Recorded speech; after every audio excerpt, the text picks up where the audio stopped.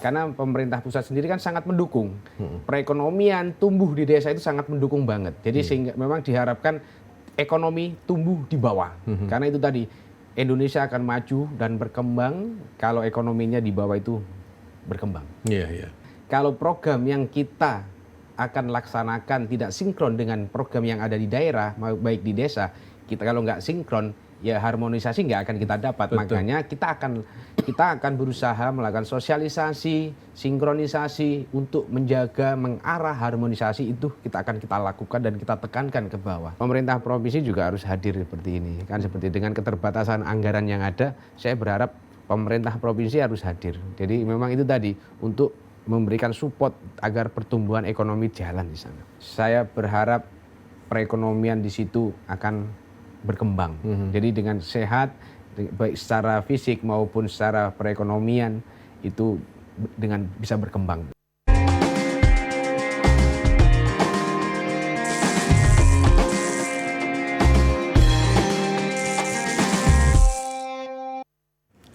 Assalamualaikum warahmatullahi wabarakatuh. Dulur, kita berjumpa lagi dalam program Jatim Channel Podcast DPRI Provinsi Jawa Timur.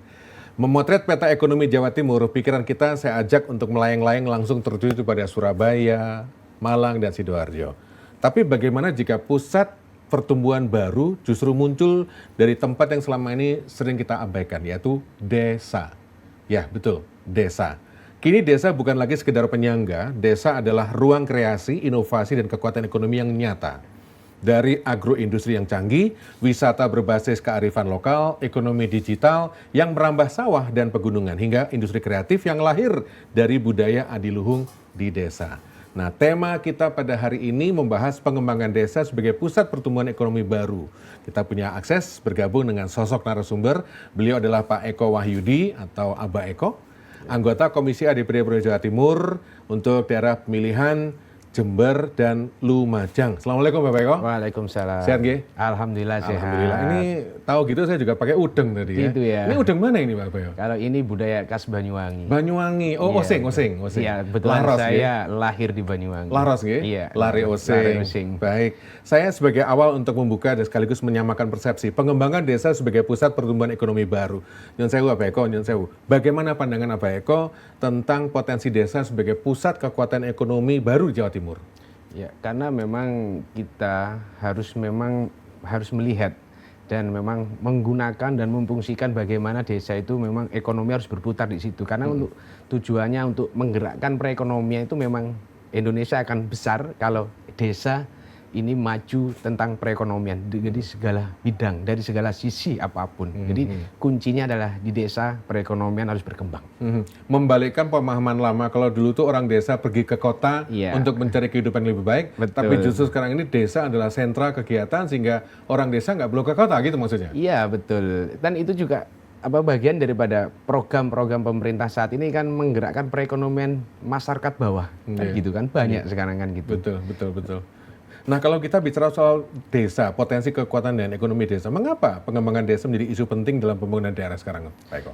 Ya karena memang di desa lah kita bisa berbuat. Karena bagaimanapun kalau kita bicara sisi pariwisata juga ada di desa. Kan sekarang banyak tumbuh sektor-sektor wisata juga. Sekarang juga di Lumajang aja ya, di Lumajang itu pabrik kayu, pengelolaan kayu sengon itu juga banyak sekarang di desa. Jadi investornya dari luar Lumajang itu bahkan. Jadi banyak di Lumajang. Jadi disitulah desa akan berkembang di situ. Saya kalau Eko baru cerita soal Lumajang, saya jadi ingat kalau pulang ke Banyuwangi itu saya lewat Randu Agung. Oh gitu ya. Kelakah belok kiri masuk Randu Agung. Kok pulang ke Banyuwangi? Karena mertua saya Banyuwangi. Oh gitu ya. Berarti ada keturunan Banyuwangi juga Boten. Saya asli Surabaya, Pak. Asli Surabaya. Inji. Kalau bicara soal potensi dan tapi saya juga pengen tahu gitu ya. Sejauh mana kebijakan pemerintah provinsi khususnya yang memang betul-betul memberikan ruang kepada potensi-potensi desa ini untuk muncul. Ya karena kalau pemerintah provinsi sendiri kan memang menekankan dari segala sektor ya. Jadi banyak sektor yang diharapkan untuk bisa tumbuh dan kembang baik di desa-desa sesuai dengan potensinya. Kalau kita bicara Banyuwangi, potensi wisata yang sekarang lagi digalakkan kan, kalau sama juga di Lumajang sama. Jadi juga potensi wisata juga lagi digalakkan, Jember juga, dan juga bahkan bukan berarti di sektor lain nggak ada, sektor pertambangan juga ada di Lumajang. Itu juga lagi artinya dikembangkan, semua sektor dikembangkan bagaimana pendapatan di desa itu bisa tumbuh kan seperti itu. Abah nyun sewu, karena Iya. Abah ini dari daerah pemilihan Lumajang dan Jember. Iya, betul. Kalau kita bicara Lumajang, potensi Lumajang itu selama ini bayangan saya pisang. Iya. Makanya dijulukan Lumajang kota pisang. Potensi ekonomi apa lagi yang bisa dikembangkan atau kekuatan ekonomi apa lagi dikembangkan di Lumajang sehingga yang belum ini mungkin belum muncul. Iya. Nek bahasanya arek saiki hidden gem. Monggo Abah. Lumajang kalau memang dikenal dengan kota pisang ya, memang banyak di sana digalakkan dan juga pelatihan-pelatihan bagaimana industri tentang pertanian pisang ini bisa dikembangkan, dan itu alhamdulillah di Lumajang kalau bicara pisang penghasilannya omsetnya juga banyak, para petani sukses untuk mengelola pisang itu banyak. Tetapi juga sekarang pemerintah daerah di Lumajang itu juga sekarang lagi bagaimana mengembangkan sektor wisata. Jadi wisata saat ini lagi booming ya. Itu ada namanya wisata Tumpak Sewu. Jadi mungkin sudah tahu nggak Tumpak Sewu? Pernah dengar. Oh, pernah dengar aja. Belum pernah kesana. Belum pernah kesana. Kesana. Jadi Tumpak Sewu siji angel kok numpak sewu. gitu ya. Gimana Abah? Tumpak Sewu terus. Ya di situ memang wisata yang awalnya hanya dikelola oleh pemerintah desa, karena itu tadi salah satu untuk menggerakkan perekonomian yang ada di desa. Jadi seperti itu. Jadi Tumpak Sewu alhamdulillah sampai saat ini sudah berkembang pesat dan omsetnya juga kalau bicara PAD setoran ke daerah juga lumayan. Iya. Jadi memang itu yang lagi sekarang digalakkan. Jadi bukan hanya tentang tentang pertanian pisang, akan tetapi juga melangkah dan berbenah untuk menata sektor wisata juga di sana. Inji. Beberapa waktu lalu Semeru batuk-batuk. Dan ini menimbulkan ini apa ya? Kalau bicara soal potensi alam di Lumajang ini kan ya mau nggak mau kita harus nyentil Semeru gitu. Iya, betul. Yang selalu setiap tahun selalu memberikan kontribusi tambang. Pertambangan bagaimana ya Pak?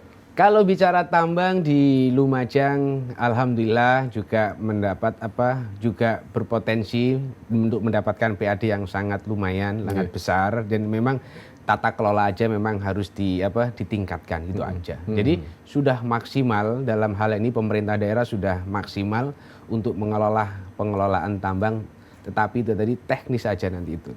Manajemen aja. Jadi dikenal sebagai kota pisang yang punya potensi wisata Tumpak Sewu. Iya. Dan itu salah satu wisatanya yang ada di Lumajang. Makanya datang dong ke Lumajang. Ini saya taunya Lumajang cuma Randu Agung sama rambutannya dan pisangnya. Gitu ya. Kalau yang lainnya di mana Pak? Apanya? Untuk potensi yang lain di mana selain Tumpak Sewu? Kalau di Lumajang itu ada Ranu, jadi segitiga Ranu. Jadi ada Ranu Klaka, Ranu Bedali, Ranu Pani itu banyak. Jadi di Lumajang itu banyak memang potensi wisata alam. Ada negeri di atas awan, B29 juga. Jadi kalau mau lihat Gunung Bromo itu bisa di atas awan tadi, itu namanya negeri di atas awan di Lumajang itu, B29 namanya. Makanya datang dong ke Lumajang. Iya. Pemerintah pusat itu selalu sudah mengalokasikan anggaran yang kemudian dimasukkan dalam kas anggaran pembangunan desa gitu ya, APB desa gitu. Pemerintah desa juga semakin berdaya. Itu bagaimana peran-perannya kalau sekarang menurut Abah?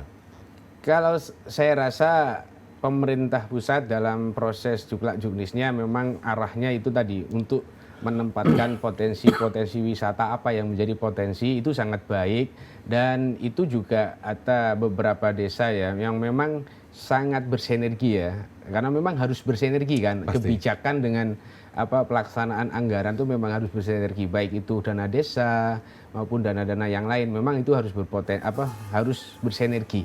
Tujuannya tadi biar searah. Jadi karena targetnya tadi, karena pemerintah pusat sendiri kan sangat mendukung perekonomian tumbuh di desa, itu sangat mendukung banget. Jadi sehingga memang diharapkan ekonomi tumbuh di bawah. Karena itu tadi Indonesia akan maju dan berkembang kalau ekonominya di bawah itu berkembang. Iya, iya. Kalau bergeser ke Jember, apalagi yang dikulik di Jember sehingga bisa muncul, dan tidak hanya kota Jembernya saja yang muncul, tapi pinggir-pinggir Jember juga tampil. Kalau bicara sektor wisata, Jember juga lebih maju. Jadi di sana kan ada Pasir Putih juga kan ada. Jadi Jember juga lebih Apa cuma maksimal. wisata yang memang bisa dikelola untuk muncul ya? Kalau Jember saya masih belum tahu persis ya, artinya belum begitu paham karena memang saya banyak waktu di Lumajang ya. Bukan berarti saya tidak melihat, tidak menoleh Jember tidak, tetapi banyak artinya kalau tingkat kemajuan Jember lebih maju. Baik, kita coba fokus pada peran Komisi A. Nah, katakanlah kalau sudah melihat ada peluang-peluang dan mungkin juga pengembangan-pengembangan potensi ekonomi desa. Apa peran Komisi A untuk bisa memaksimalkan potensi itu bisa segera muncul dan jadi pendapatan kesejahteraan untuk warga masyarakat? Tentunya saya selaku anggota Komisi A, jadi saya selalu bicara bagaimana ekonomi di desa itu berkembang ya. Jadi dengan cara melakukan pelatihan-pelatihan. Itu harapan saya seperti itu kan ada dinas desa ya, DPMD ya. Kita selalu mengarahkan dan berharap di situ melakukan pembinaan. Jadi dari semua lini melakukan pembinaan ataupun pelatihan-pelatihan kerja yang sifatnya tumbuh di desa, apa yang menjadi potensi di situ, lakukan kegiatan-kegiatan, kita akan support dan selalu apa yang menjadi harapan desa baik kabupaten kita selalu support. Seperti itu aja. Luar biasa, supportnya luar biasa. Nah, kalau misalkan dalam kondisi peran parlemen sebagai controlling, pasti banyak. Pemerintah itu kan pemerintah provinsi sudah mengalokasikan program, sudah merencanakan kegiatan yang semuanya didukung anggaran. Nah, untuk kontrolnya di teman-teman parlemen, seperti apa pengelolaan, pengendalian supaya betul-betul tepat sasaran dan efisien, betul-betul efisien. Kalau sekarang ngomong efisien itu ingin kebijakan sekarang serba efisien gitu ya. Efisien ya, betul. Ya kan tinggal bagaimana kita mengalokasikan anggaran itu tepat sasaran seperti yang kita harapkan semuanya ya. Jadi anggaran itu tepat sasaran dan tepat penggunaannya. Nah, kita pahami betul, oh ini betul-betul sudah digunakan apa belum, kan seperti itu. Oh ini manfaat apa enggak untuk lokasi tersebut, memang ini arahnya untuk sektor wisata, harus kita kembangkan.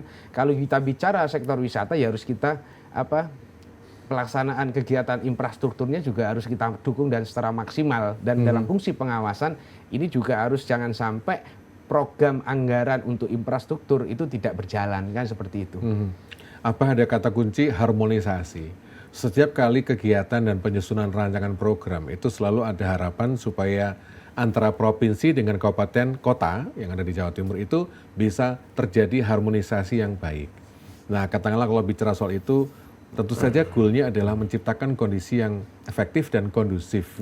Nah, strategi Komisi A untuk menjaga kondusivitas dan efektivitas semua program pemerintah provinsi, seperti apa potretnya? Ya tentunya itu tadi, kita memang kalau kita bicara tujuannya untuk menjaga kondusivitas itu memang hal yang penting adalah koordinasi dan komunikasi, baik dengan pemerintah daerah ataupun dengan OPD terkait yang membidangi terkait dengan keamanan ataupun dengan dinas-dinas yang memang betul-betul arahnya untuk membangun sebuah sektor perekonomian tadi, arahnya kan gitu. Jadi tergantung bagaimana kita membangun sebuah komunikasi biar terjadi harmonisasi terkait sinkronisasi program tadi. Karena kalau program yang kita akan laksanakan tidak sinkron dengan program yang ada di daerah, baik di desa, kita kalau nggak sinkron, ya harmonisasi nggak akan kita dapat. Betul. Makanya kita akan berusaha melakukan sosialisasi, sinkronisasi untuk menjaga mengarah harmonisasi itu kita lakukan dan kita tekankan ke bawah. Nyun sewu, saya kepingin minum, tapi kalau sendirian nggak enak, monggo gitu, monggo. Temani saya minum karena iya, saya juga haus ini. Kedua tuh. Alhamdulillah. Kalau langkah konkret dari DPRD provinsi apa ya Pak? Bisa kasih gambaran? Mungkin tentu kalau misalkan dalam pelaksanaan peran itu kan pasti ada instrumen-instrumen pelayanan publik yang memang harus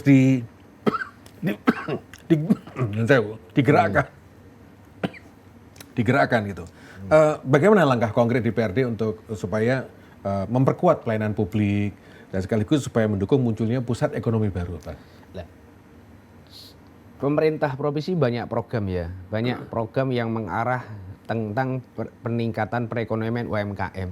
Jadi ada di pemerintah provinsi ada namanya program Putri Jawara, yang dimana Pak itu penerimanya adalah para UMKM yang ada di desa. Nah itu tadi salah satu tujuannya adalah untuk menggerakkan ekonomi yang ada di desa. Jadi putri-putri Jawara, putra-putra Jawara ini adalah salah satu beberapa program yang yang menjadi program unggulannya pemerintah provinsi. Dan itu sangat signifikan dan sangat diterima banget. Jadi masyarakat yang memang di situ ekonominya memang hanya jalankan ekonomi usaha kecil dapat bantuan oleh pemerintah. Ini sangat mendukung sekali gitu loh. Jadi bukan hanya sebatas pelatihan tetapi pemerintah provinsi juga memberikan modal walaupun tidak seberapa modal yang tersebut yang dibasikan, tetapi paling tidak minimal modal yang diberikan itu bisa untuk membeli alat-alat yang lain kan seperti itu. Betul. Itu banyak, Putri Jawara itu banyak itu target sasarannya. Apa ada lagi program yang baru mungkin yang bisa dikatakan baru apa? Lah, itu diantaranya itu Putri Jawara dan Putra Jawara itu artinya walaupun bukan baru, tetapi itu yang sangat sangat diharapkan untuk meningkatkan mendongkrak perekonomian yang ada di bawah. Kan seperti itu. Hadirnya teknologi apa? Karena mau tidak mau kita ini sebuah keniscayaan dunia sudah terhubung dengan adanya teknologi informasi. Gitu. Menurut apa peran teknologi informasi dalam mengembangkan ekonomi desa? Karena saya pernah baca bacaan-bacaan dari Bank Dunia yang menyebutkan yang namanya internet, teknologi informasi itu punya andil besar untuk pemberdayaan desa sekaligus ekonominya. Mau nggak apa? Iya betul. Jadi karena memang dunianya sekarang dunia digital ya. Jadi terkait dengan digitalisasi itu memang sangat dibutuhkan ya di desa, baik di pelosok-pelosok desa di mana di situ sangat membutuhkan terkait dengan program-program yang ada. Jadi untuk sosialisasi bukan hanya sebatas ketemu langsung latihan, tetapi dengan adanya digitalisasi ini banyak yang difungsikan dan digunakan oleh masyarakat yang ada di bawah. Jadi dengan cara-cara sekarang kan banyak orang sukses gara-gara medsos kan juga banyak kan. Kan gitu. Jadi itulah. Jadi pemerintah sendiri itu juga kadang adakan kegiatan-kegiatan pelatihan yang sifatnya untuk mengarah digitalisasi bagaimana digitalisasi hidup bukan hanya di kota tapi di desa juga jalan. Cuma tinggal bagaimana pemerintah sendiri untuk menyiapkan infrastrukturnya. Digitalisasi itu memang bisa digunakan dan dinikmati, dirasakan oleh masyarakat yang paling pelosok itu bagaimana aja. Jadi tinggal meningkatkan infrastrukturnya aja kan seperti itu. Sudah ada petanya Kalau bicara soal infrastruktur, apakah Jawa Timur sudah masuk merata atau mungkin juga ada kawasan yang bisa dikatakan perlu? Kalau bicara di Lumajang, kalau Lumajang itu ada beberapa desa yang mungkin sangat susah terpencil gitu. Kan gitu. Nah itu bagaimana komunikasi, koordinasi itu memang kan sangat penting.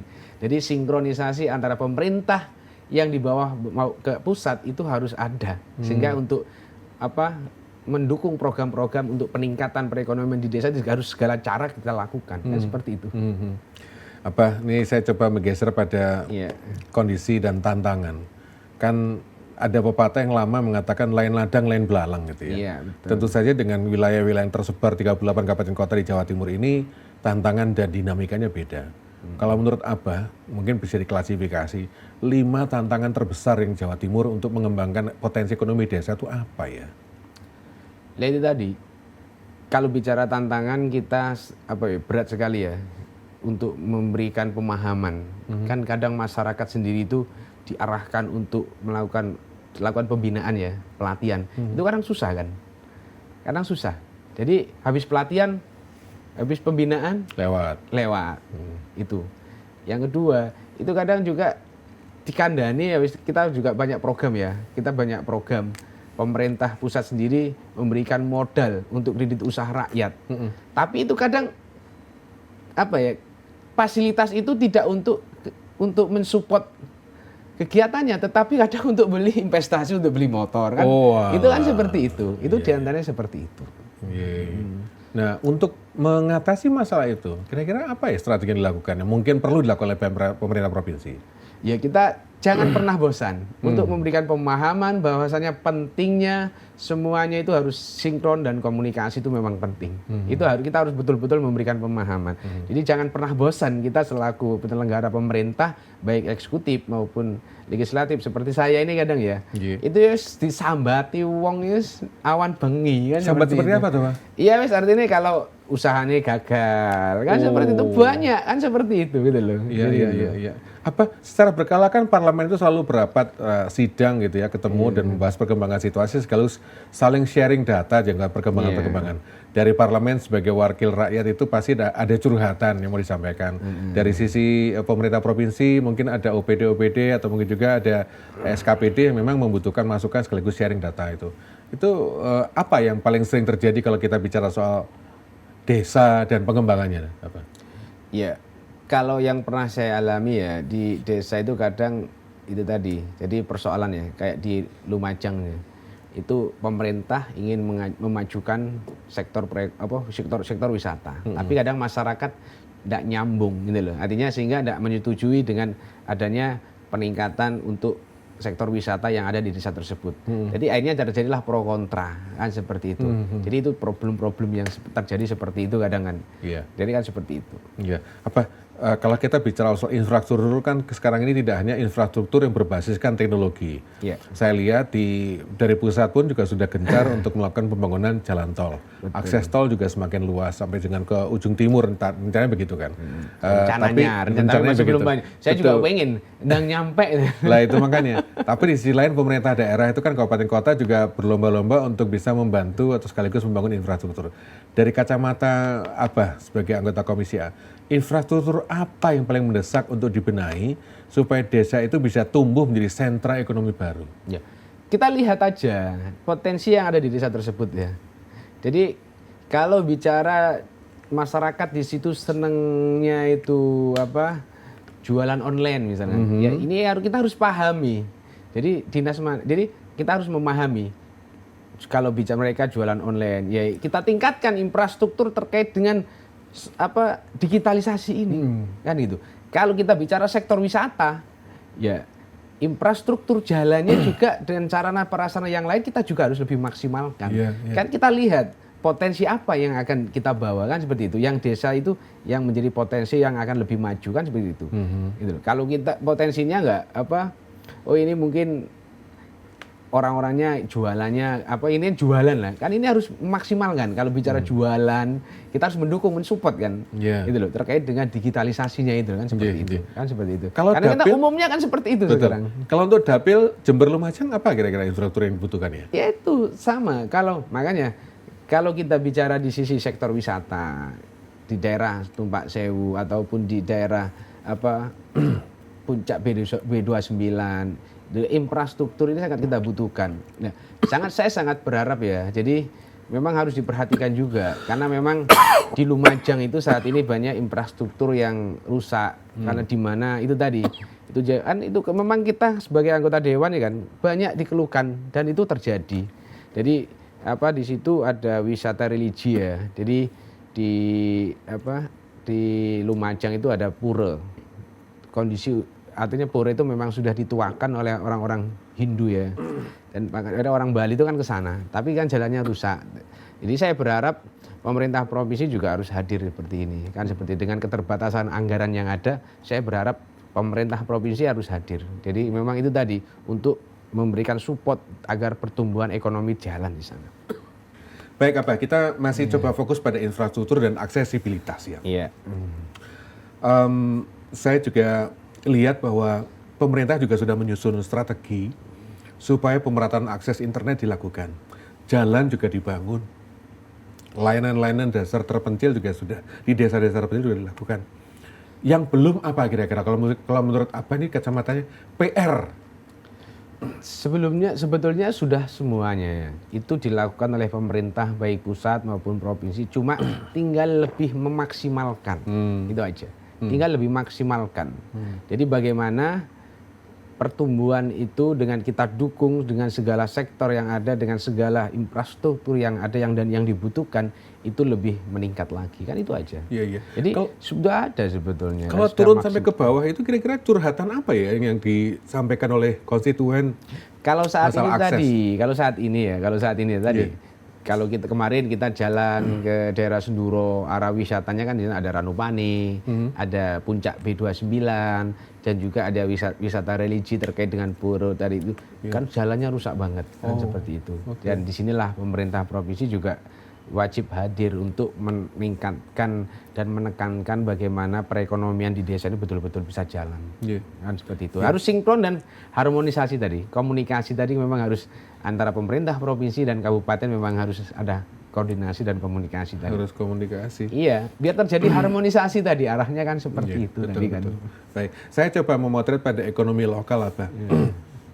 Kira-kira kalau menurut Abah gitu ya, sektor apa saja yang paling potensial dikembangkan untuk menopang ekonomi desa di Jawa Timur? Apakah itu pertanian? Tadi kan Abah juga sering memberikan penekanan pariwisata gitu. Bagaimana dengan kekuatan ekonomi UMKM di daerah itu? Kalau saya di Jawa Timur ya memang beda. Jadi memang kalau bicara pariwisata, sektor wisata, pariwisata, itu pasti di situ melekat pada sektor UMKM. Jadi kalau bicara pertanian, itu hampir di Jawa Timur ini kan ladang pertanian ya, lahan pertanian ya hampir ya. Tetapi juga ada beberapa daerah mungkin Surabaya nggak ada pertaniannya ya mungkin ya. Ada sih. Ada dah. Di belakang daerah-daerah kayak maksudnya masih ada sawah. Tapi maksimal nggak kira-kira? Nah itu pertanyaan. Betul. Tapi jadi memang beda ya. Jadi memang kalau di Jawa Timur memang potensi pertaniannya sangat luas, dan di daerah jadi tergantung daerahnya masing-masing kan. Jadi mau mengembangkan apa? Kalau kita bicara Batu itu sektor pariwisatanya maksimal. Dan kalau bicara pertanian untuk ketahanan pangan ya mungkin kurang maksimal. Di Batu itu lebih pertanian itu lebih ke potensi pengembangan taman agrowisata. Kan itulah untuk bunga-bunga itu loh. Nah, kalau ketahanan pangannya kan kurang maksimal di sana kan seperti itu. Gitu loh. Kalau ketahanan pangan kan kurang maksimal. Jadi seperti itu. Baik, saya juga penasaran Pak Eko, peran Komisi A gitu ya.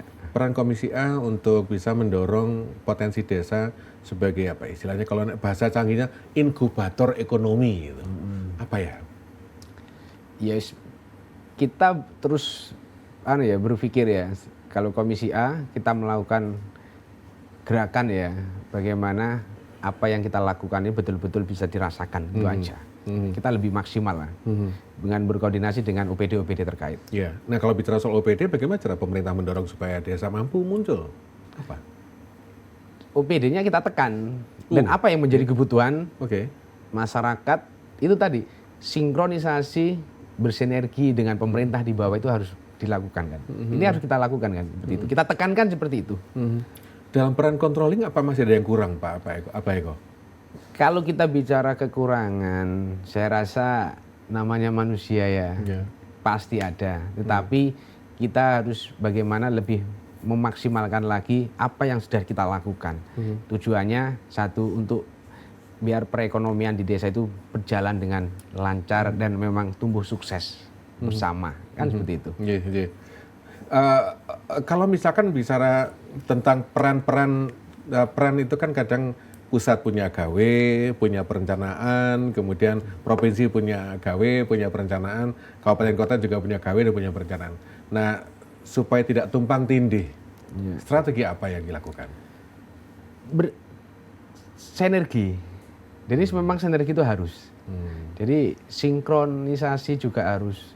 Jadi komunikasi juga harus dilakukan. Jadi baik pemerintah desa maupun pemerintahan kabupaten, di kabupaten maupun ke pemerintah provinsi itu harus dilakukan biar tidak terjadi tumpang tindih pelaksanaan dengan segala apapun programnya itu. Kan seperti itu. Itu memang ditekankan kan seperti itu.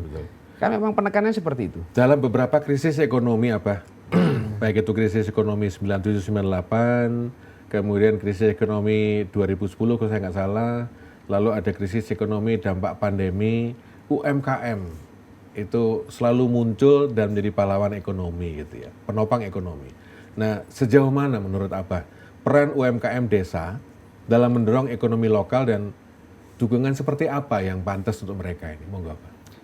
Kalau kita bicara peran ekonomi UMKM yang ada di desa itu memang apa ya? Memang mereka selalu tampil. Karena tadi, jadi di desa itu memang semuanya pasti ada. Jadi ingin sukses sehingga dia melakukan hal yang memang harus dilakukan sehingga tumbuhlah ide untuk membangun sebuah usaha walaupun tidak besar tetapi yang penting saya punya usaha kan seperti itu. Jadi seperti itu. Apa di Jawa Timur ini kan ada beberapa badan usaha milik desa yang memang sudah muncul gitu ya, dan kelihatannya mereka juga sudah bisa balik modal gitu, meskipun ada beberapa di antaranya juga masih berjuang dan masih harus berusaha itu. Menurut Abah, bagaimana penguatan kelembagaan desa termasuk BUMDes supaya bisa mempercepat lahirnya pusat pertumbuhan ekonomi desa? Bagaimana ya Pak? Ya sekarang kan BUMDes itu memang diharapkan tumbuh dengan support pemerintah pusat dengan mengalokasikan dengan anggaran dana desa itu untuk kegiatan BUMDes sekian. Itu ada bagian daripada support pemerintah pusat. Itu tadi sinkronisasi tadi. Jadi harapannya pertumbuhan itu memang tumbuh di situ. Gitu loh. Apa tantangan utama dalam tata kelola? Ini penataan tata kelola pemerintahan desa lah gitu ya. Kan kadang-kadang ada kepala desa atau kepala wilayah, penguasa wilayah yang punya niat, punya karep begini tapi nggak cocok gitu. Apa tantangan utama ya dalam pengelolaan desa ini supaya bisa program pemerintah bisa jalan? Makanya kan selalu ditekankan, selalu ngomong tadi kan ngomong bolak-balik ya. Iya, sinkronisasi, harmonisasi. Iya. Jadi sinkronisasi itu memang penting, komunikasi ini memang penting harus dilakukan. Sehingga biar tidak terjadi miss. Kadang ya kita bicara Koperasi Merah Putih ya, nyinggung kita. Padahal kalau saya sebagai kader Gerindra saya harus segera aktif, Koperasi Merah Putih harus segera berjalan dan segera beroperasi. Tapi kadang ketua koperasinya kadang nggak ada komunikasi dengan kepala desanya. Pemerintah pusat sangat menekankan Koperasi Desa Merah Putih ini harus segera beroperasi, harus jalan. Kadang kepala desanya juga kurang adanya komunikasi sehingga kan koordinasinya kan kurang kan gitu kan. Padahal pemerintah pusat sangat berharap Koperasi Desa Merah Putih yang akan menggerakkan perekonomian masyarakat bawah ini untuk segera beroperasi. Kan itu dengan segala dukungan pemerintah pusat. Tapi kan itu tadi kurangnya komunikasi. Kan itu. Jadi komunikasi ini memang sangat penting dan harus dilakukan. Karena sudah tahu seperti itu kurangnya komunikasi apa. Kan zaman sekarang ini banyak orang yang menyoroti tentang akuntabilitas gitu ya. Lalu transparansi bangsa-bangsa seperti itulah. Apalagi juga berhubungan dengan transparansi dan akuntabilitas pemanfaatan dana desa. Nah, supaya benar-benar mendorong pertumbuhan ekonomi gitu. Seperti apa, Pak? Saya rasa kalau saya melihat ya, kalau bicara akuntabilitas sudah artinya mereka sudah melakukan pekerjaan mereka dengan baik. Jadi secara administrasi, pembagian tugas juga sudah jelas antara kepala desa selaku kapten dan sekdes selaku manajer desa itu sudah terjadi dan itu sudah diatur di ketentuannya. Jadi di Permendagri juga sudah diatur terkait dengan itu semuanya sudah diatur kan seperti itu sudah jelas. Artinya biar terjadi pelaksanaan kegiatan secara akuntabel transparan, pemerintahan yang transparan itu sudah diatur dan sangat jelas. Tergantung bagaimana kita lebih memaksimalkan dan lebih mengoptimalkan itu aja. Kalau bilang lebih memaksimalkan dan lebih mengoptimalkan di lini apanya apa kalau berhubungan dengan transparansi anggaran tadi ya? Itu tadi kita harus sering mengingatkan. Kan seperti itu, harus sering mengingatkan. Sering cerewet berarti kalau gitu. Karena gini, kalau kita bicara di desa ya, kan mereka itu sangat bersentuhan langsung dengan masyarakat ya. Nah, mungkin kalah ya, kalau kepala desa, sekdes, itu mungkin dalam kurun waktu 1 tahun ya, mungkin ya. Kalah. Artis tanda tangan mungkin dalam 1 tahun berapa. Tapi kalau mereka, kepala desa, sekdes, itu kalau tanda tangan mungkin hampir ribuan. Tiap hari itu pasti tanda tangan kan itu. Itu tadi dalam rangka untuk peningkatan terkait dengan pelayanan tadi kan seperti itu. Pemerintahan yang transparan, akuntabilitas tadi kan targetnya kan seperti itu arahnya. Betul. Jadi mereka itu dengan melayani sudah nggak pernah lihat waktu kan. Mereka ini kan nggak melihat waktu. Jadi jam 12 malam kalau masyarakat butuh ya sudah, karena memang BPJS memang minta surat keterangan miskin kan, karena lagi berobat kan, seperti itu. Saya SPM namanya kan, seperti itu. Mungkin seperti itu. Itu kadang seperti itu, mereka nggak pernah kenal waktu. Itu tadi. Kalau bicara transparansi dan akuntabilitas itu sudah maksimal kalau saya, dan lebih dioptimalkan lagi, lebih dimaksimalkan lagi. Kita support mereka. Apapun yang menjadi persoalan dan kebutuhan kita support. Kita jangan pernah miskomunikasi. Itu yang sangat harapkan seperti itu.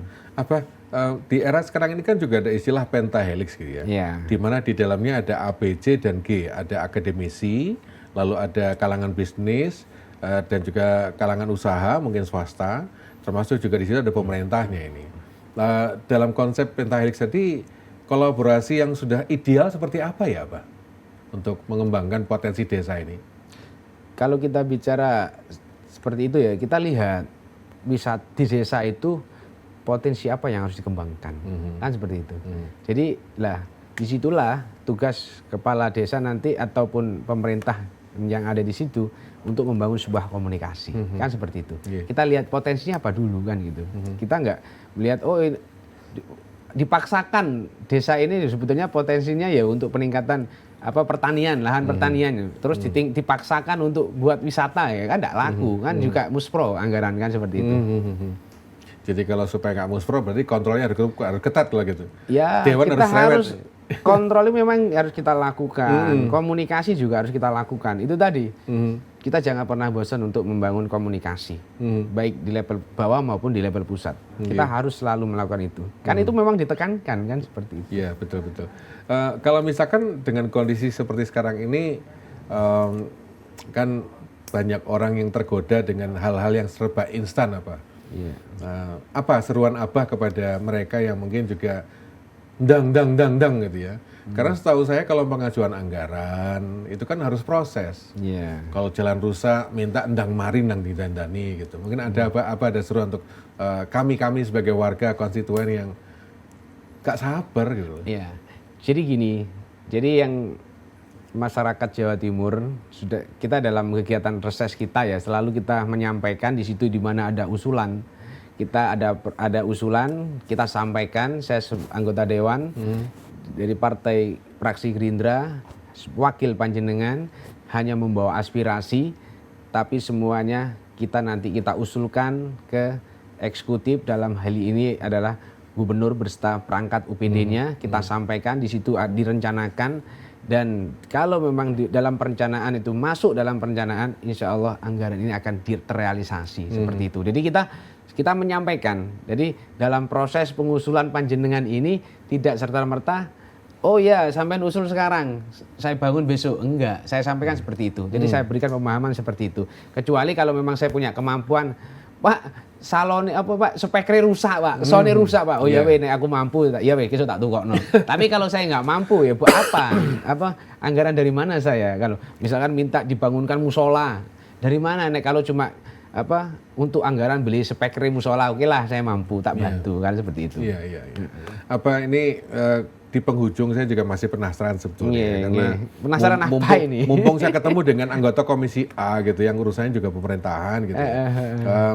Kita bicara tentang pembangunan desa dan pengembangan potensi ekonomi desa, itu tentu harapannya warga desa juga ikut menikmati. Betul. Paling tidak kualitas hidup mereka juga lebih baik gitu ya. Bukan hanya angka-angka saja yang muncul baik, tapi sajane mereka juga masih pontang-panting gitu. Mungkin ada komisi ada masukan untuk pemerintah provinsi kepada konteks itu, Pak? Apa? Iya, saya berharap kepada pemerintah itu lebih proaktif aja. Jadi dalam melakukan peningkatan dan dukungan kepada untuk lebih meningkatnya ekonomi di desa, karena ini bagaimanapun bagian daripada program-programnya Bapak Presiden Prabowo. Pemerintah provinsi saya berharap mendukung penuh dan lebih memaksimalkan potensi-potensi yang ada di Jawa Timur, seperti itu. Jadi yang baik yang sudah berjalan maupun yang lagi berproses harus kita tingkatkan lebih maksimal lagi. Ini terakhir saya penasaran juga nih.